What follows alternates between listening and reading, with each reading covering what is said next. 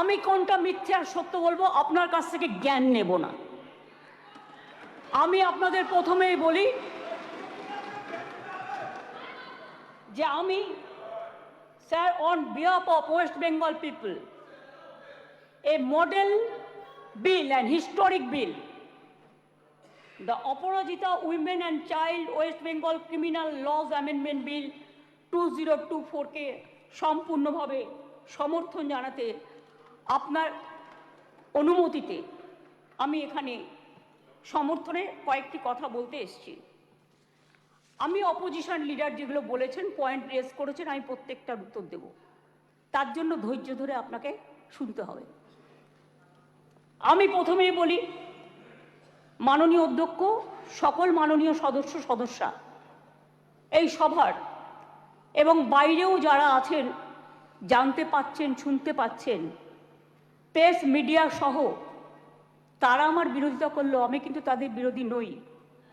আমি তাদের সকলকে, অ্যাসেম্বলির সব স্টাফেদের সকলকে, সেক্রেটারি জেনারেলের থ্রুতে, অ্যাডমিনিস্ট্রেশনের যারা আছে, প্রশাসনের যারা আছে, সকল ভাই বোনেদের আমি ধন্যবাদ জানিয়ে আমি বলবো, মেয়েদের অধিকার রক্ষার লড়াইয়ে আমি যখন দিনটা ঠিক করেছিলাম স্যার, আমি তখন নিজেও এটা আমার নলেজে ছিল না, কিন্তু হিস্ট্রি রিপিটস ইটসেলফ, একটা কথা আছে, ইতিহাসের পুনরাবৃত্তি হয়।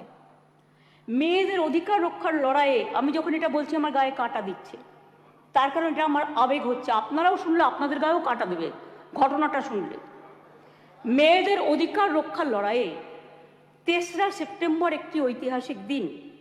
আজ থেকে 43 বছর আগে 1981 সালে আজকের দিনেই ইউনাইটেড নেশনস মেয়েদের অধিকার সুরক্ষিত করার জন্য, তাদের বিরুদ্ধে সব বৈষম্য দূর করার জন্য চালু করেছিল the convention on the elimination of all forms of discrimination against women. সংগঠিত হয়েছিল ইউএনের আন্তর্জাতিক নারী বৈষম্য বিরোধী কমিটি, এবং সেই দিনটা আজকের দিনের সাথে মিলে যাওয়াতে আমি ইউনাইটেড নেশনসকে অভিনন্দন জানাচ্ছি। এবং বিশেষ করে নারী সুরক্ষার স্বার্থে আমাদের মা বোনেরা, ভাইয়েরা যে লড়াই করছেন, সিভিক সোসাইটি থেকে শুরু করে ছাত্রছাত্রীরা, আমি সবাই, আমার লাইনে আসতে অনেক টাইম লাগবে, আপনার ট্রেনটা বেলাইন হয়ে গেছে, ওটা সামলান আগে। আমি আপনাদের বলি, আমি সবাইকে অভিনন্দন জানাচ্ছি। আমি অভিনন্দন জানাচ্ছি, এটা অভিনন্দন নয়, আমার সমবেদনা পরিবারকে জানাচ্ছি, নির্যাতিত পরিবারকে। তার নাম তো নিতে পারি না, যে মেয়েটি নির্যাতিত হয়েছে তার জন্য আমি শোক জ্ঞাপন করছি।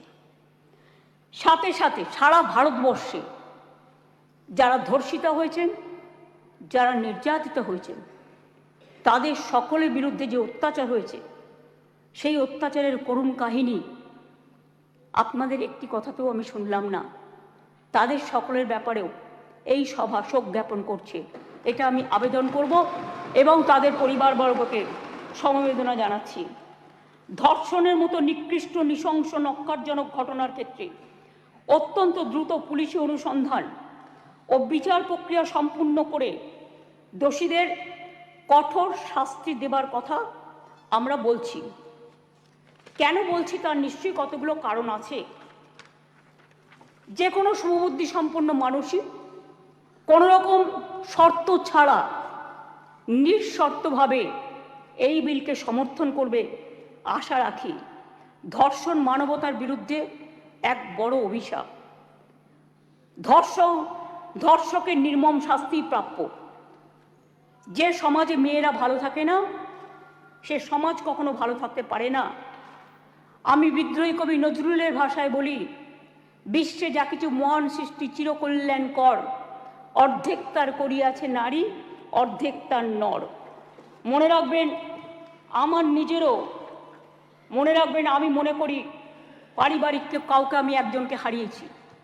যখনই এ ধরনের ঘটনা ঘটে, আমার কলম দিয়ে লেখনী বেরোয়।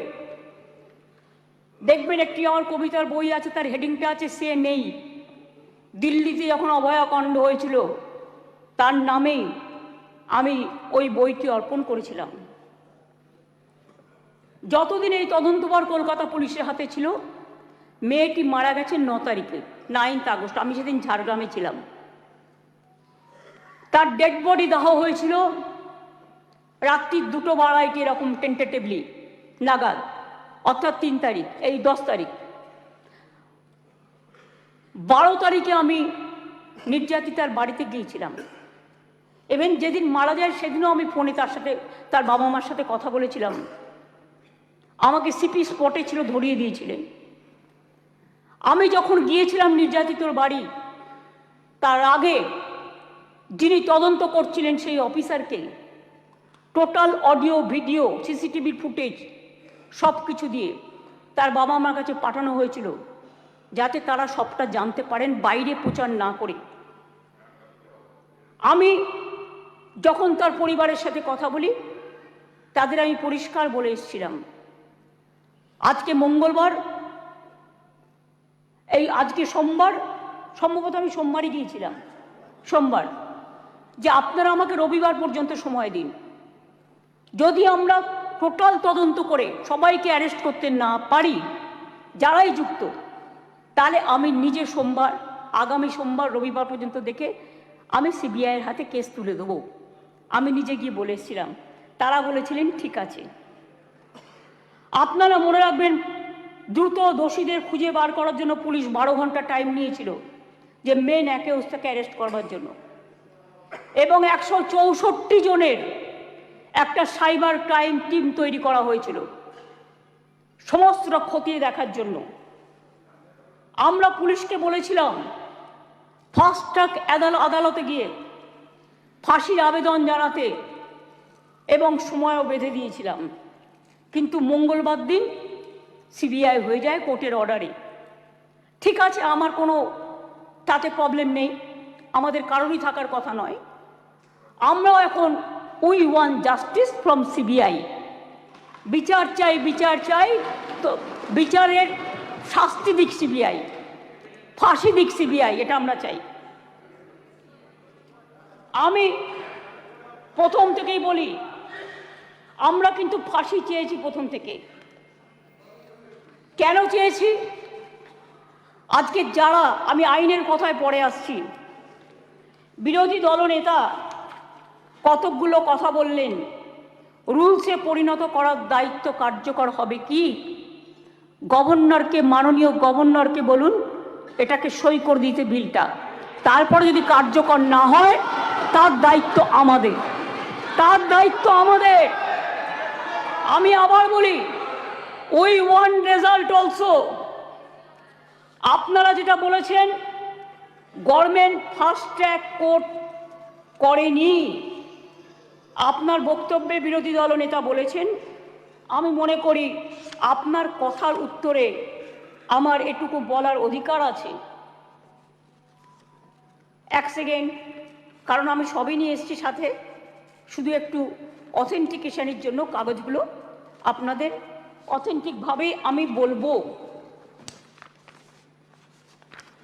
গভর্নমেন্টের, মনে রাখবেন, report on fast track court, দেশের মধ্যে ছোট রাজ্য মিলিয়ে আমাদের সংখ্যা 3য়। এটা পার্লামেন্টের কোয়েশ্চেনে, লোকসভার কোয়েশ্চেনে দেখে নেবেন। আমি আপনাদের বলি, 1913 সালে আমাদের যে 88টা ফাস্ট ট্র্যাক কোর্ট ছিল, তার টাকা কেন্দ্রীয় সরকার বহন করতেন, সেই টাকা দেয়া বন্ধ করে দিয়েছেন 2013 সাল থেকে।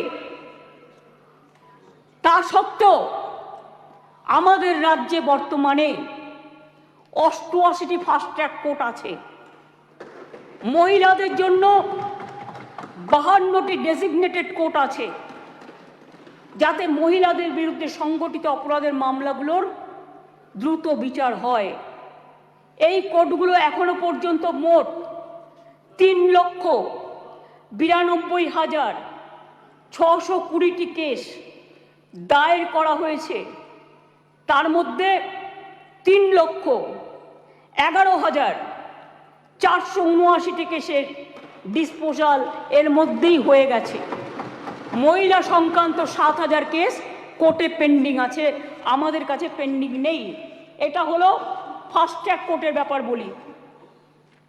এবার আপনারা বললেন কামদুনি কেসে আমরা নাকি পিপি চেঞ্জ করেছি। পিপি চেঞ্জ অনেক সময় তার ট্রান্সফারের ব্যাপার আছে, প্রমোশনের ব্যাপার আছে, হাইকোর্ট তাকে এখন হাইকোর্ট থেকে পারমিশন নিতে হয়, এসব ব্যাপার আছে। আমি টেকনিক্যালিটিসের মধ্যে ঢুকছি না। কিন্তু আমরা কি করেছিলাম, ইনসিডেন্ট ঘটেছিল 7 June 2013। Chargesheet submitted by CID within 3 weeks. 28 June 2013 supplementary chargesheet দেওয়া হয়েছিল 10 জুলাই 2013। কিন্তু কোর্ট পাস্ট জাজমেন্ট এটা আমাদের হাতে নেই 30 জানুয়ারি 2016। কোর্টটা তো আমাদের হাতে নেই, কোর্টটা তো আপনাদের হাতে আছে। এটা আপনাদের একটু ভালো রোল প্লে করুন, এটা আপনাদের কাছে আমি রিকোয়েস্ট করব। আমি আপনাদের আবার বলি, ইয়েস অ্যাবসলিউটলি, আমি আপনাদের বলি যে আমরা ফাঁসি চেয়েছিলাম, কিন্তু কোর্ট সেখানে কি শাস্তি দিয়েছিলেন? কোর্ট দিয়েছিলেন 3 were চার্জশিটেড। আমরা trial court past judgement on 30 January 2016, where out of 8 living accused, 1 accused expired during trial. 3 were charged with the death penalty. 3 were charged with life imprisonment and 2 were acquitted. The state appealed before High Court against the acquitted of 2 accused persons, যাদের ছেড়ে দেওয়া হয়েছিল তার বিরুদ্ধে। Trial court convicted person also appealed before the Honorable High Court.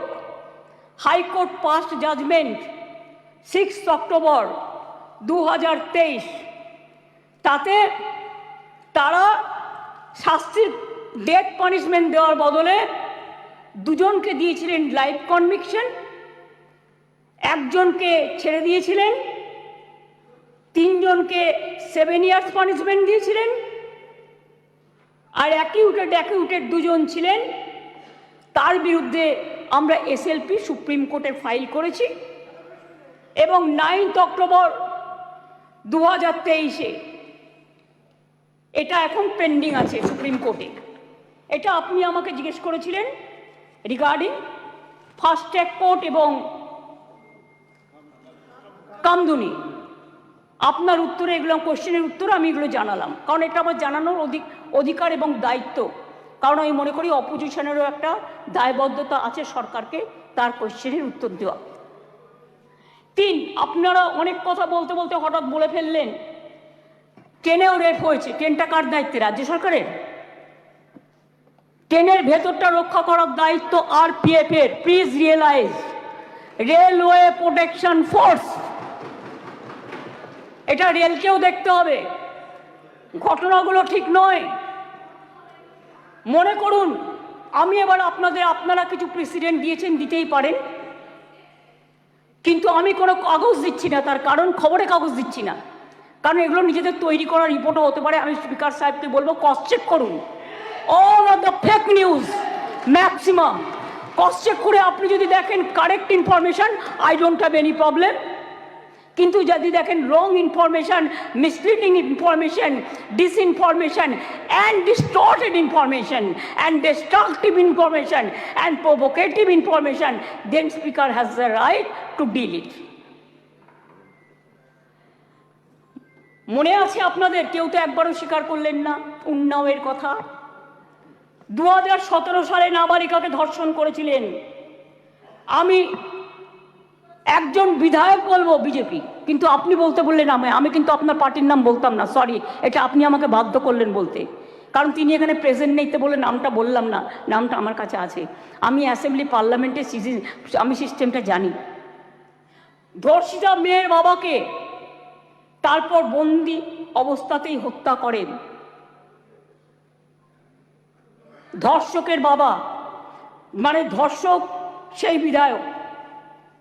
মনে করুন আজ থেকে 4 বছর আগে 2020-এ এই সেপ্টেম্বর মাসেই হাতরাসের ঘটনা, যেখানে একটি দলিত মেয়েকে গণধর্ষণ করা হয়, বিচার তো পায়নি, সেও বাঁচেনি।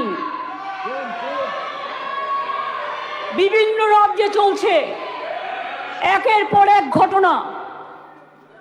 এটা গ্লোরিফাই করার নয়। 70 পেরোনো বৃদ্ধও আছেন, 3 বছরের শিশুও আছেন, নার্সও আছেন, স্কুল ছাত্রীও আছেন। কথা বলবেন না, শুনুন। যখন বলেছেন ধৈর্য ধরুন। ডিস্টার্ব করবেন না ওনাকে, প্লিজ প্লিজ বি কুল। আপনার শুনুন, ডিস্টার্ব করবেন না ওনাকে। ঠিক আছে, আপনি বলছে। বলুন। শুনেছি, আপনারা অনেক বলেছেন, মাননীয় মুখ্যমন্ত্রী উত্তর দিচ্ছেন, আপনাদের শুনতে হবে। Please please. আরে এখনো তো অনেক বাকি আছে, শুনুন আগে। ঠিক আছে স্যার, এটা ফ্যাক্ট যে আজকে প্রতিদিন দেশে প্রায় 90টি ধর্ষণের ঘটনা ঘটে। তার মধ্যে অনেকেরই মৃত্যু ঘটে, খুব বেদনাদায়ক। উত্তরপ্রদেশের ঝাঁসিতে চলন্ত গাড়িতে 17 বছরের মেয়ে ধর্ষিতা হয়েছে।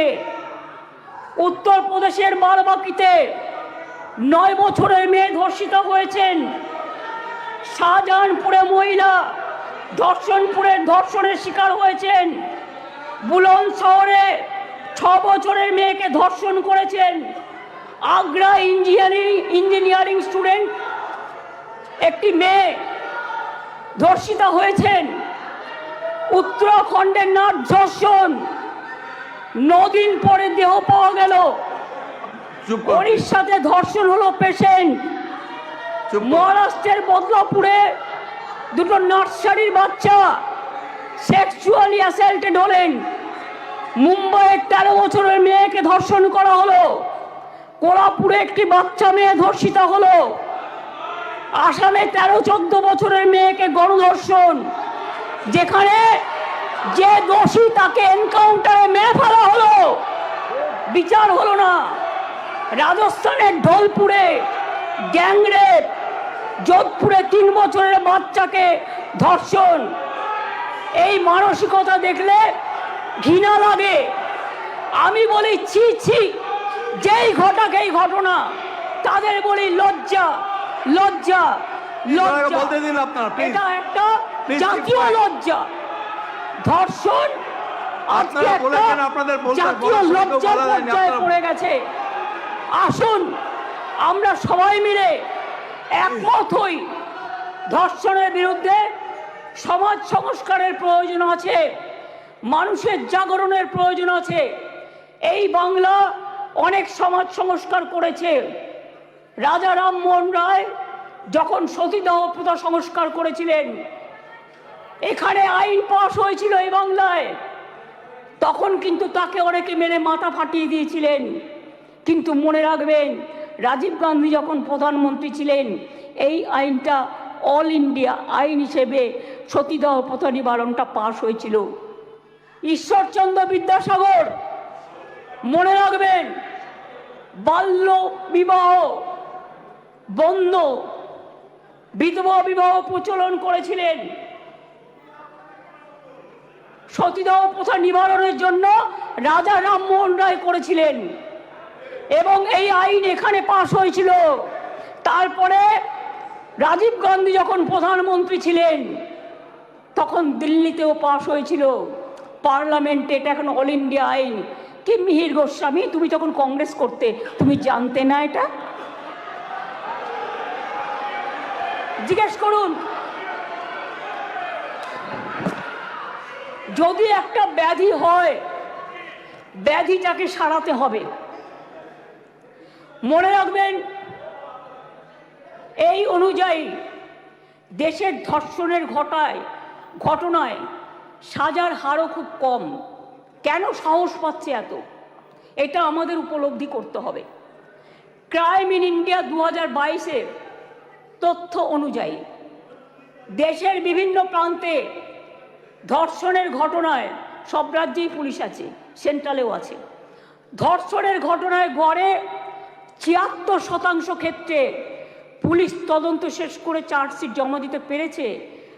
কিন্তু মাত্র 6% 56% ক্ষেত্রে অপরাধী দোষী সাব্যস্ত হয়েছে। প্রবলেমটা কিন্তু এই জায়গায় রয়ে গেছে, গলদটা।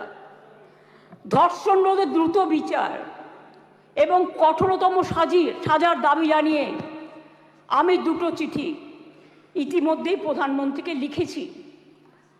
আমি যেহেতু তার কাছ থেকে কোনো উত্তর পাইনি, উত্তর দিয়েছেন একজন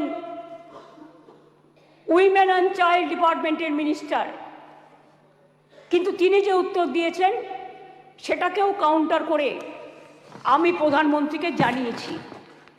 যদি দিল্লি নিজে এই চিঠি দুটো, স্যার সবার জ্ঞাতার্থে বার্তা একটু দিয়ে দেবে টেবিলে, আমি প্রধানমন্ত্রীকে লেখা চিঠিগুলো এখানে পেশ করলাম। ন্যায় সংহিতা বিল যখন প্রথম তাড়াহুড়ো করে পাশ করা হয় নির্বাচনের আগে, আমি বারবার স্বরাষ্ট্রমন্ত্রীকে বলেছিলাম এটা তাড়াহুড়ো করে করবেন না, এটা আমাদের রাজ্যগুলোর সাথে আলোচনা করুন, শুধু একটা চিঠি দিলে দায়িত্ব শেষ হয়ে যায় না।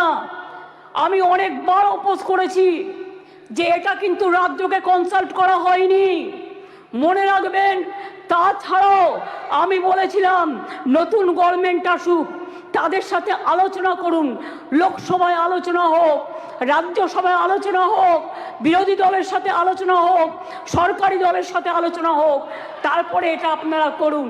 কিন্তু সেটা তারা করেননি। তাই আজকে বাধ্য হয়ে আমরা সারা দেশের মেয়েরা যাতে সুফল পায়, মনে রাখবেন আজকে বাংলাকে নিয়ে শুধু বদনাম যারা করছেন, বাংলার সম্মান নিয়ে ভাবুন। বাংলা মাকে বদনাম করলে আপনার গায়েও লাগবে, আমার গায়েও লাগবে। আমাকে আপনারা 50টা কটু কথা বলুন, আমার কোনো যায় আসে না। যেভাবে আপনারা আমাকে অসম্মান করেছেন, আপনাদের প্রধানমন্ত্রীকে আমরা সেভাবে অসম্মান করিনি। কখনো ভেবেছেন যে আপনারা যেভাবে আমার বিরুদ্ধে বলছেন, আমাদের দল যদি সেভাবে প্রধানমন্ত্রীর বিরুদ্ধে বলে, স্বরাষ্ট্রমন্ত্রীর বিরুদ্ধে বলে, আপনাদের মুখ্যমন্ত্রীগুলোর বিরুদ্ধে বলে, আপনারা তখন কি দেখবেন? আমি চেয়েছিলাম এই আইনটা কেন্দ্রীয় সরকারই করুক, কিন্তু ওরা আইনটাকে যেখানে যেখানে ফাঁক রেখেছেন আমরা সেখানে ঢুকেছি। তার কারণ মনে রাখবেন, যদি কেউ ধর্ষণ করে 7 মাসের মধ্যে জামিন পেয়ে যায়, আর তাকে ফুল মালা দিয়ে, প্লিজ আমাকে বলতে দাও, তোমরা কথা বললে আমি বলবো না, এবং তাদের যদি ফুল মালা দিয়ে সম্বর্ধনা দেওয়া হয়, তাহলে এটা এনকারেজমেন্ট হয় না তাদের পানিশমেন্ট হয়? এটা আমাদের উত্তর দিন। আমি তাই আপনাদের কাছ থেকে এর বেশি আমি কিছু প্রত্যাশা করি না। বিলকিসের ধর্ষকদেরও জেল থেকে ছেড়ে দিয়ে মালা পরানো হয়েছিল, যাবজ্জীবন জেলের সাজাপ্রাপ্ত উন্নাওয়ের ধর্ষণকারী, সেখানেও বাবা রাম রহিম থেকে নামটা বাদ, সকলকে প্যারোলে মুক্তি দেওয়া হয়েছে। এমনকি সাক্ষী মালিক আমাদের সোনার মেয়ে, তাদের উপরেও যে অত্যাচার হয়েছে, এবং আমার এখনও ডাউট আছে, আমি জানি না, বাট ক্রস চেক করলে দেখা যাবে ভেনাস কিন্তু দেশের জন্য গোল্ড আনতে পারত, কিন্তু ভেনাসকে আদৌ ভিক্টিমাইজ করা হয়েছে কিনা আগামী দিন ইতিহাস প্রমাণ করবে। আমি মনে করি নারী সুরক্ষা আমাদের অধিকার। মেয়েরা যাতে স্বচ্ছন্দে ও নির্ভয়ে তাদের অভিযোগ জানাতে পারেন, সেই লক্ষ্যে 49টি মহিলা থানা স্থাপন করা হয়েছে। সিপিএম আর চিৎকার করে বেড়াচ্ছে, বিজেপির সাথে কম্পিটিশন করছে।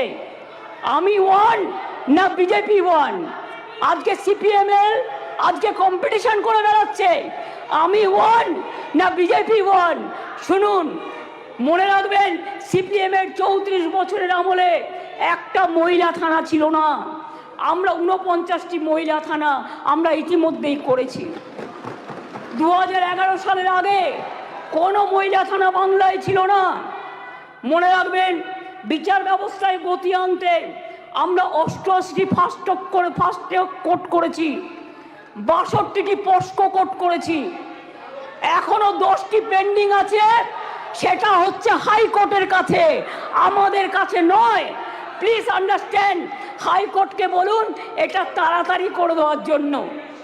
এছাড়াও 52টি ডেজিগনেটেড কোর্ট রয়েছে, যাতে মহিলাদের বিরুদ্ধে সংগঠিত অপরাধের মামলাগুলো দ্রুত বিচার করা হয়, যাতে মহিলারা দ্রুত জাস্টিস পান, বিচারের বাণী যেন নীরবে নিভৃতে না কাঁদে। এটা এই সভা দলমত নির্বিশেষে সবাইকে বলে দিচ্ছি, সবাইকেই বলছি।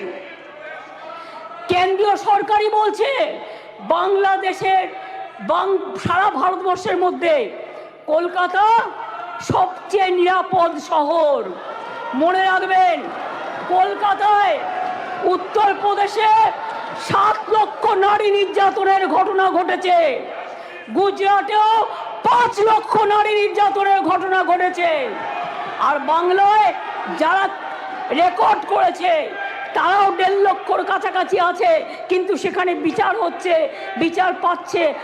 বিচারে কোর্টে যদি কোনোটা আটকে থাকে, সেটা কোর্টের দায়িত্ব তাড়াতাড়ি করার। মনে রাখবেন, সেখানে Suvendu Adhikari, please, Suvendu Adhikari, I request you not to behave like this. আপনাকে শোভা পায় না। সর্বশেষ তথ্য বলছে, প্লিজ কিপ কোয়েট। দেশে প্রতি লক্ষ মহিলা প্লিজ জনসংখ্যায় যেখানে 4.5টি ধর্ষণের ঘটনা ঘটে, সেখানে বাংলায় হার 2.3। তাও আমি মনে করি এটা একটাও হওয়া উচিত নয়। রাজস্থান, হরিয়ানা, মধ্যপ্রদেশের মতো রাজ্যগুলোতে এই হার বাংলার কয়েক গুণ বেশি। বাংলার নামে যারা কুৎসা করে বেড়াচ্ছেন তাদের বলি, ধর্ষণের সবচেয়ে কম ঘটনা ঘটেছিল কলকাতাতেই, 19টি শহরের মধ্যে মাত্র 2টি, সর্বভারতীয় গড় 6.7। তাও আমি একটি ঘটনাও সমর্থন করি না। আমরা দ্রুত প্রচার চাই, আমরা শাস্তি চাই, ফাঁসি চাই। তারপরেও বাংলার নামে কুৎসা করে যাচ্ছে এদের মতো নির্লজ্জ কুৎসাকারীদের আমি বলি, এটা করে আপনারা আরজি করের ঘটনার বিভৎসতাকে কমিয়ে দিচ্ছেন, এটা বোঝানোর জন্য যাতে আপনারা লাইনটাকে বেলাইন করেন, ট্রেনটাকে ডিরেল্ট করেন। আগে নরেন্দ্র মোদীকে পদত্যাগ করতে বলুন, নরেন্দ্র মোদীর পদত্যাগ চাই, তার কারণ সারা দেশের উনি জাতীয় লজ্জা। আমরা স্যার অমানবিক ঘটনা নিয়ে ওরা রাজনীতি করে, বিচার চায় না।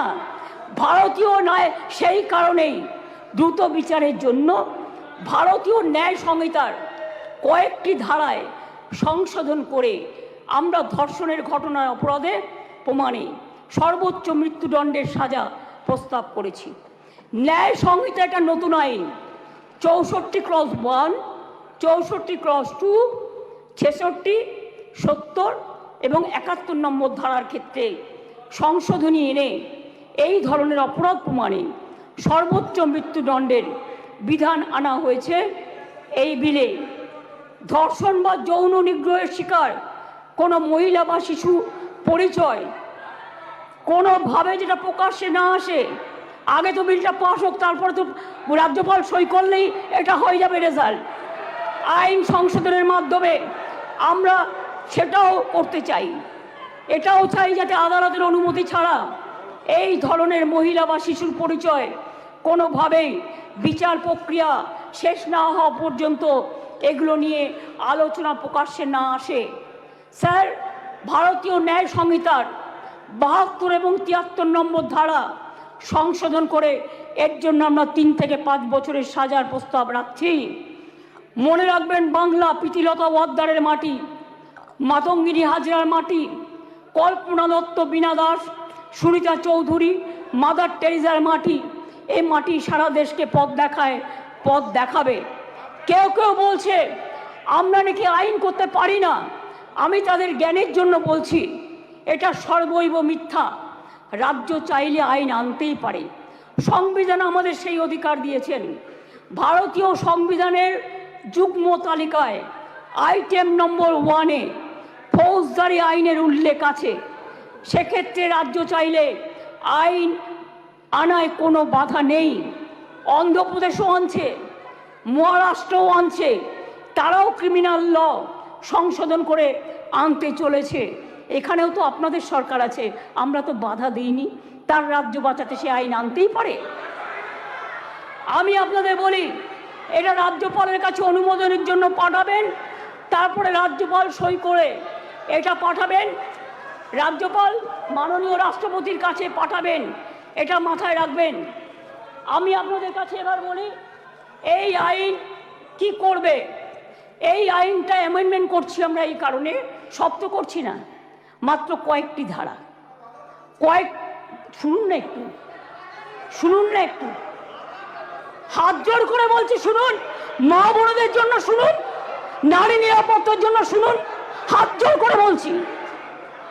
প্লিজ কেউ কোনো কথা বলবে না, কেউ কোনো কথা বলবে না, বসুন বসুন, আপনারা কেউ কোনো কথা বলবেন না প্লিজ।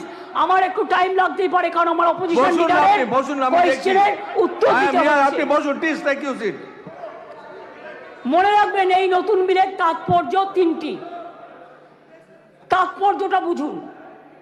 1 নম্বর বর্ধিত শাস্তি, 2 নম্বর দ্রুত তদন্ত, 3 নম্বর দ্রুত ন্যায় বিচার।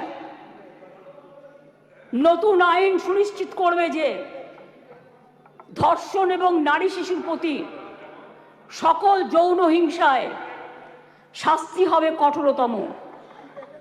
ভারতীয় ন্যায় সংহিতা এবং পস্কো আইনে এসব ক্ষেত্রে যে শাস্তির কথা বলা আছে তা আমাদের আইনে উল্লেখযোগ্যভাবে বৃদ্ধি করা হয়েছে।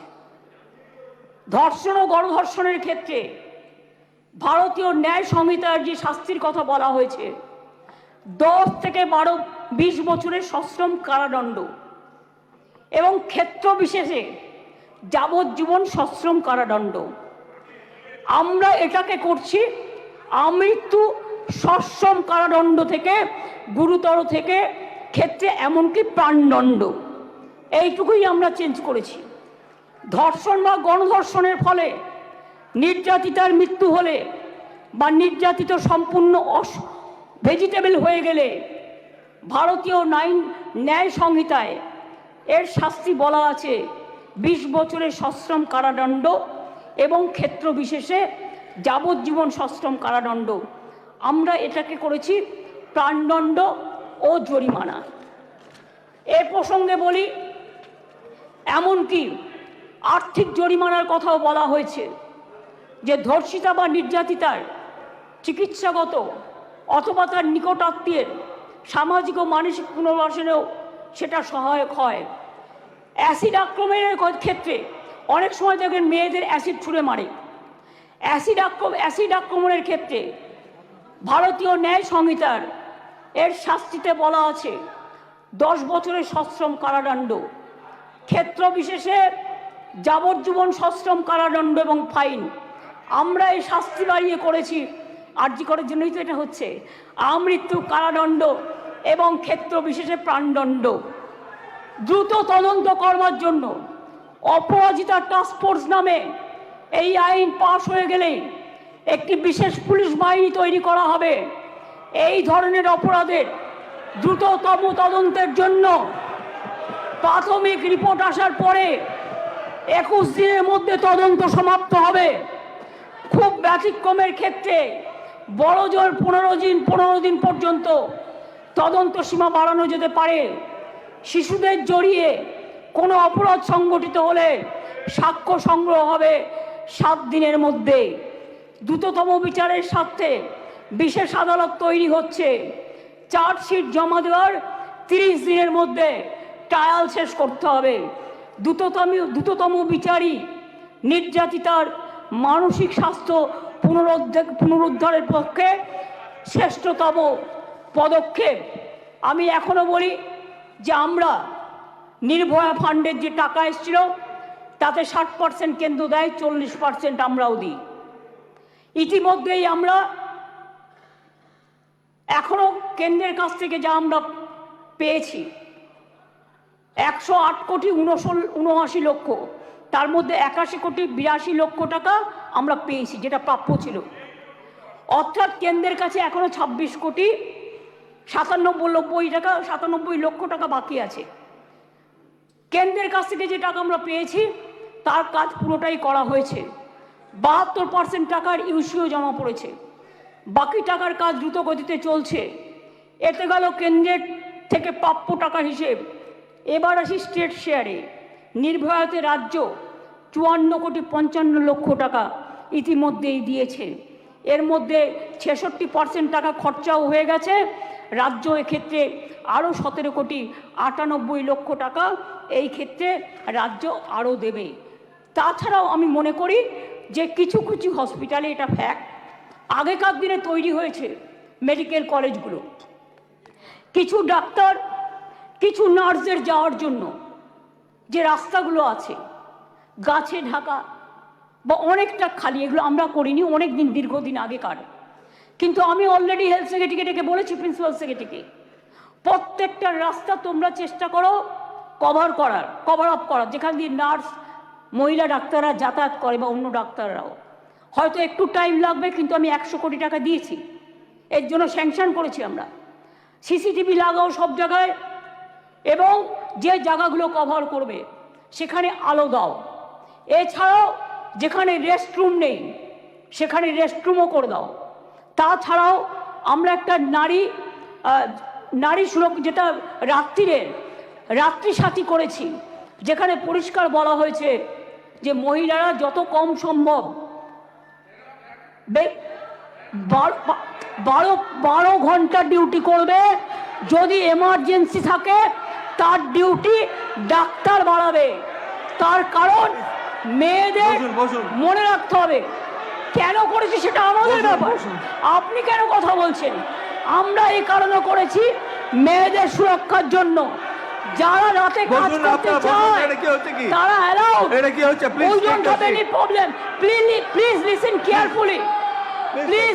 কেয়ারফুলি, রাত্রিরে যারা কাজ করবে তাদের ফুল প্রোটেকশন দেওয়ার জন্য, রাত্রিরে যদি কেউ কাজ করে তাদের ফুল প্রোটেকশন দেওয়ার জন্য এই রাত্রি সাথী করা হয়েছে। এবং হসপিটালগুলোর কাছেও আমরা বলেছি, স্কুলগুলোকেও বলেছি, ICDS সেন্টারগুলোকেও বলেছি, মিড ডে মিল সেন্টারগুলোকেও বলেছি সঠিক পদক্ষেপ নিতে। এবং মনে রাখবেন, এই বিলটি এখানে পাশ হওয়ার পরে মাননীয় রাজ্যপালের কাছে যাবেন। তিনি তাড়াতাড়ি এটা পাশ করলে এটা রাষ্ট্রপতির কাছে যাবে। রাষ্ট্রপতির কাছে গেলে এটা আইনে পাশ হবে, এবং এটা আইনে পাশ হলে এটা একটা ইতিহাস হয়ে থাকবে, এবং সব রাজ্য এটাকে আগামী দিন মডেল করবে, মনে রাখবেন। আর প্রধানমন্ত্রী করতে পারেনি বলে আমরা করেছি। প্রধানমন্ত্রী, আপনি দেশের লজ্জা, আপনি মেয়েদের প্রোটেকশন দিতে পারেন না, তাই আপনার পদত্যাগ দাবি করছি। স্বরাষ্ট্রমন্ত্রীর পদত্যাগ দাবি করছি, বিজেপি মন্ত্রীদের পদত্যাগ দাবি করছি, রাজ্যে যে মুখ্যমন্ত্রীরা আছে পদত্যাগ দাবি করছি। আর অপোজিশন লিডার গুলি চালাবার কথা বলেছেন, তাকেও পদত্যাগের দাবি করছি। আমি এইটুকু বলে সবাইকে ধন্যবাদ জানিয়ে আমার কথা শেষ করছি। অনেক অনেক ধন্যবাদ। জয় হিন্দ, জয় বাংলা। মেয়েদের জয় হোক, নারী শক্তির জয় হোক, অপরাজিতারা বিচার পাক, আরজি করে দোষীদের ফাঁসি হোক, এটা আমরা চাই।